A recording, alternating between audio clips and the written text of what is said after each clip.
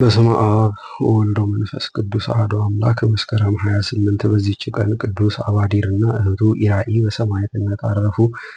ይህም ቅዱስ ለአንጾኪያ መንግስት የሰራዊት አለቃ ለሆነ ለፋሲለደስ የእህቱ ልጅ ነው። እርሱም በአባቱ መንግስት የሰራዊት አለቃ ነበር።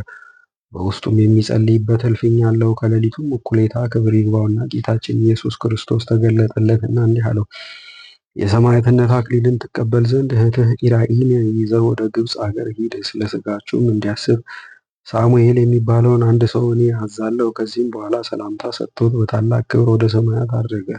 እንዲሁ ለእህቱ ኢራኢ ተገልጦላት እንዲህ አላት፣ የወንድምሽን ቃሉን ስሚ፣ ትእዛዙንም አትተላለፊ። ከእንቅልፏም ነቅታ እጅግ ተንቀጠቀጠች። ወደ ወንድሟም ሂዳ ክብር ይግባውና ጌታችን ኢየሱስ ክርስቶስ እንደተገለጠላትና እንደተናገራት አስረዳችው። እጅግም ደስ አላቸው።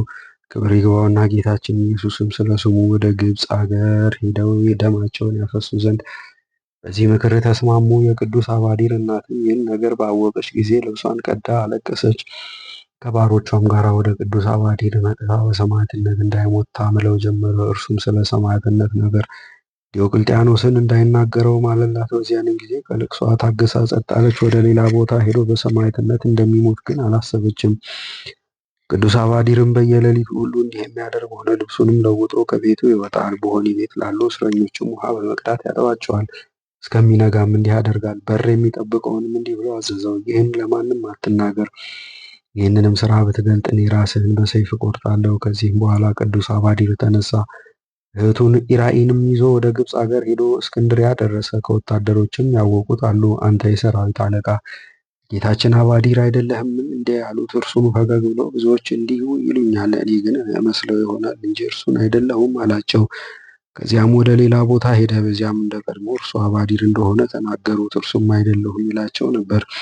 ከዚህም በኋላ ከእስክንድሪያ ከተማ ወጥቶ ወደ ታላቋ የሚስር ከተማ ሄደ። በዚያም ከአባ አበከረዙን ጋር ተገናኝተው ከእርሱ ቡራኬ ተቀበሉ። ከዚያም ወደ ስሙናይን ደርሰው ከዲያቆን ሳሙኤል ጋር ተገናኙ። በማግስቱም ወደ እንጽና ከተማ ሄዱ። መኮንን አርያኖስም ፊት ክብር ይግባውና በጌታችን ኢየሱስ ክርስቶስ ስም ታመኑ። መኮንኑም ጽኑ ስቃይን ሊያሰቃያቸው ጀመረ። ቅዱስ አባዲርም በስቃይ ውስጥ ያጸናቸው ዘንድ ወደ እግዚአብሔር ለመነ። ያን ጊዜ ጌታችን የእርሱን ነፍስና የእህቱን ነፍስ ወደ ኢየሩሳሌም ሰማያዊት ወስዶ ሰማዕታት የሚኖሩበትን የብርሃን ቤቶችን አሳያቸውና ከዚህም በኋላ ወደ ስጋቸው መለሳቸው። መኮንኑም ማሰቃየት በሰለቸ ጊዜ ራሳቸውን በሰይፍ እንዲቆርጡ አዘዘ። ራሳቸውንም ከሚቆርጧቸው በፊት መኮንኑ አርያኖስ ቅዱስ አባዲርን እንዲህ አለው፣ አንተ ማን እንደሆንክ ስምህም ማን እንደሆነ አንተም ከወዴት እንደሆነ ትነግረኝ ዘንድ በፈጣሪህ አምልሃለሁ አለው። ቅዱስ አባዲርም በነገርኩህ ጊዜ ራሳችንን እንዲቆርጡ ያዘዝከውን ትእዛዝ እንዳትለውጥ አንተም ማልልኝ አለው። መኮንኑም ማለለት። ያን ጊዜም የሰራዊት አለቃ እኔ አባዲር ነኝ አለው።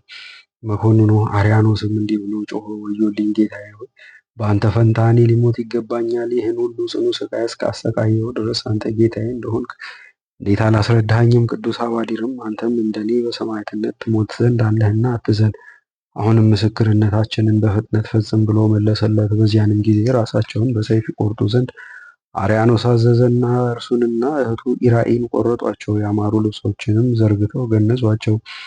ዲያቆን ሳሙኤልም የመከራው ወራት እስከሚያልፍ ወደ ቤቱ ወስዶ አኖራቸው። ከዚያም በኋላ የአማረች ቤተ ክርስቲያን ታነጸችላቸውና ስጋቸውን በውስጧ አኖሩ። ከእርሳቸውም ታላላቅ ድንቆች ተአምራት ተገለጡ። ለእግዚአብሔር ምስጋና ይሁን። እኛንም በቅዱሳን ሰማዕታት ጸሎት ይማረን፣ በረከታቸውም ከእኛ ጋር ትኑር ለዘለዓለሙም አሜን። በዚችም ቀን የኬልቅዩስ ልጅ ቅድስት ሶስና አረፈች። ዜናዋም እንዲህ ነው። ይህችን ቅድስት ሶስና በባቢሎን የሚኖር ስሙ ኢዮአቄም የሚባል አንድ ሰው አገባት። እርሷ እጅግ መልከ መልካም የሆነች ፈጣሪ እግዚአብሔርንም የምትፈራው ነበረች። እናትና አባቷም ደጋግ ነበሩ። ለልጃቸውም ሙሴ የጻፋትን ኦሪት አስተምረዋት ነበር።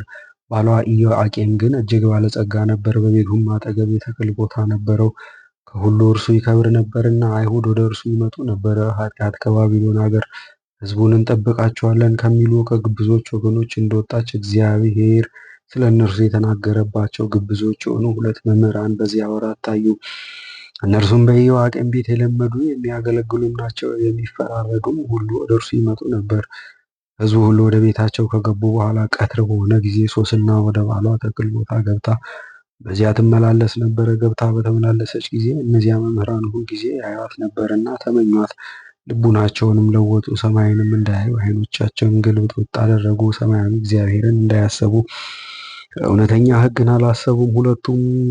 ሁለቱም ሁሉ ወደዷት፣ ፈቃዳቸውን መናገር አፍረዋል እና እርስ በርሳቸው በልቡናቸው ያለውን ነገር አልተነጋገሩም። ይደርሱባትም ዘንድ ይወዱ ነበር፣ ያገኟትም ዘንድ ሁልጊዜ ይጠብቋታል። አንዱም አንዱን የምሳ ጊዜ ነውና ወደ ቤታችን እንግባ አለው። እየራሳቸውም ተለያይተው ሄዱ። ተመልሰውም በጎዳና አንድነት ተገናኙ። ሁለቱም ተያዩ። ያን ጊዜም ፍላጎታቸውን ተነጋገሩ። ብቻ ለብቻ እሷን የሚያገኙበትን ጊዜ ተቃጠሩ። ከዚህም በኋላ በቀን ሲጠብቋት ሶስና ሁልጊዜም ትገባ እንደነበረ ከሁለቱ ደንገጡሮቿ ጋር ገባች። አልቧታልና በተክል ውስጥ ትታጠብ ዘንድ ወደደች። ተሰውረው ከሚጠብቋት ከሁለቱ ረበናት በቀር በዚያ ማንም አልነበረም። ዘይትና ሽቱ አምጥተው ያጥቧት ዘንድ ልትታጠብ የተክሉንም ደጅ ይዘጉ ዘንድ ደንገጡሮቿን አዘዘቻቸው። እነርሱም እንዳዘዘቻቸው አደረጉ። የተክሉን ደጃፍ ዘግተው ያዘዘቻቸውን ያመጡ ዘንድ በስርጥ ጎዳና ወጡ። የተሰወሩ እነዚያን ረበናት ግን አላዩአቸውም። እነዚያ ደንገጡሮች ከወጡ በኋላ ሁለቱ ረበናት ተነስተው ወደ እርሷ ሮጡ። እነሆ የተክሉ ደጃፍ ተዘግቷል፣ የሚያየን የለምና እንደርስብሽ ዘንድ እንወዳለን እና እሺ በይን አሏት። ይህ ካልሆነ ግን ከአንቺ ጋር ሰውን እንዳገኘን ተናግረን እናጣላሻለን። ስለዚህም ደንገጡሮችሽን ከአንቺ አስወጥተሽ ሰደድሽ። ሶስናም አለቀሰች። በሁሉም ፈጽሞ ተጨነኩ። ባደርገው እሞታለሁ፣ ባላደርገውም አልድንም። ከእጃቸው ማምለጥንም አልችልም። በእግዚአብሔር ፊት ከምበድል ኃጢአት ሳልሰራ በእጃችሁ መውደቅ ይሻለኛል አለች።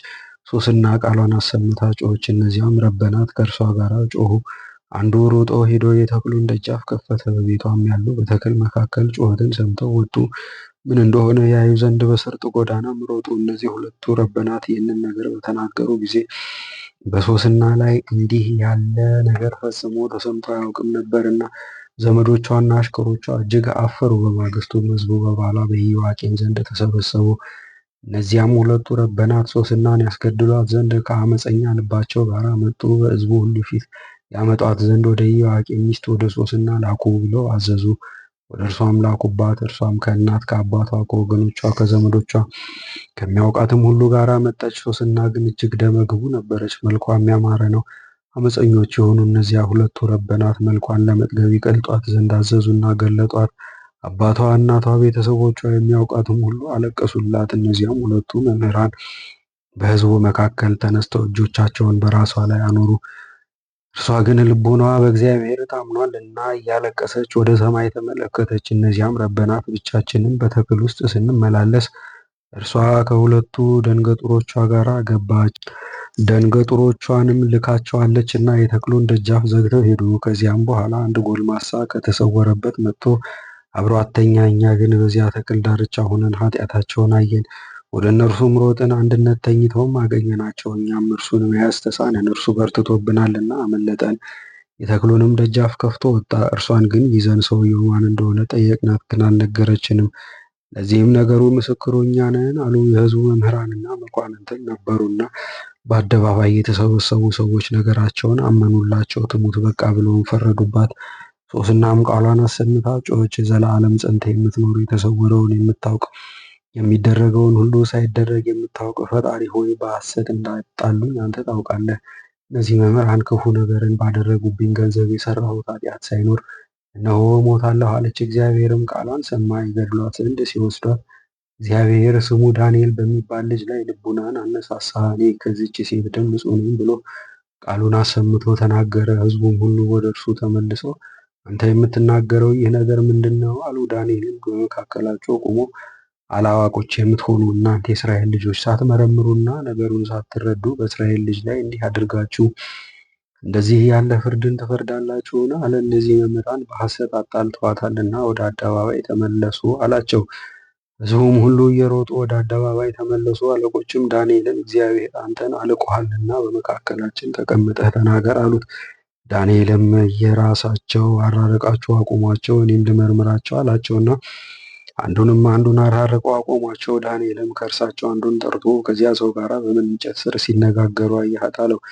በኮክ እንጨት ስር ሲነጋገሩ አየኋቸው አለ። እርሱንም አርቆ ሁለተኛውን ሲነጋገሩ ያየህበት እንጨት ምንድን ነው አለው። የሮማን ከሚባል እንጨት ስር ነው አለ። ሕዝቡም ሁሉ ቃላቸውን አሰምተው በመጮህ ያመነችበት ሶስናን ያዳናት እግዚአብሔርን አመሰገኑት። ከቃላቸው የተነሳ ዳንኤል አስነቅፏቸዋልና ምስክርነታቸውንም ሐሰት አድርጎባቸዋልና በእነዚያ በሁለቱ መምህራን ላይ በጠላትነት ተነስተው ገደሏቸው። ለእግዚአብሔር ምስጋና ይሁን፣ እኛንም በቅዱሳን ጸሎት ይማረን ለዘላለሙ አሜን። በዚችም ዕለት የሰማዕታት ኢራኒ፣ የጳውፍራና፣ የሐና፣ የመነኮስ ሉቃስን መታሰቢያቸው ነው።